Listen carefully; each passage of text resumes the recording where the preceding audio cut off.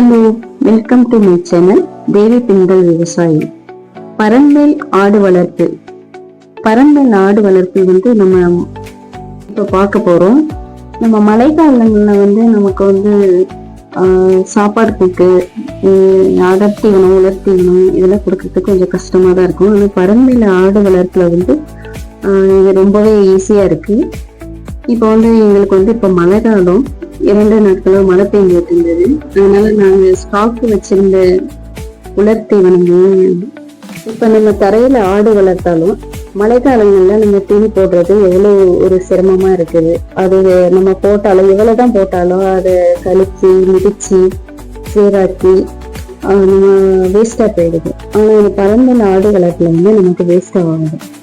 நம்ம இப்போ ஒரு ஸ்டாக் வச்சிருந்த ஒரு சோளத்தட்டை தான் செஞ்சோளத்தட்டை அந்த செஞ்சோளத்தட்டை ரோல் பண்ணி நாங்க ஸ்டாக் வச்சிருக்கோம்.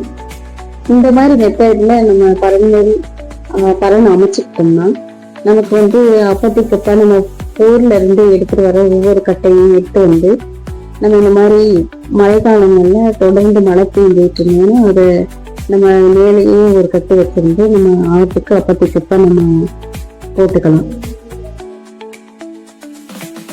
நமக்கு பாத்தீங்கன்னா இதுல எந்த ஒரு வேஸ்டேஜும் கிடையாது.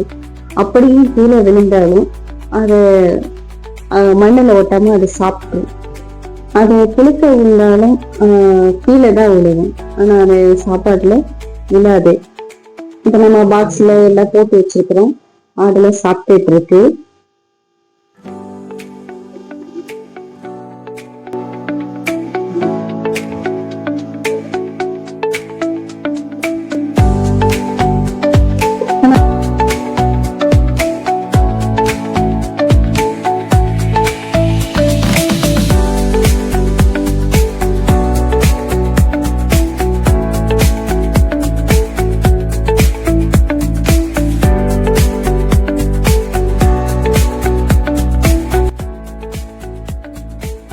அப்ப மீதி இருக்கிறத இந்த மாதிரி மேட்டை போட்டு நம்ம கட்டி செட்லயே ஒரு ஓரமா வச்சுக்கலாம்.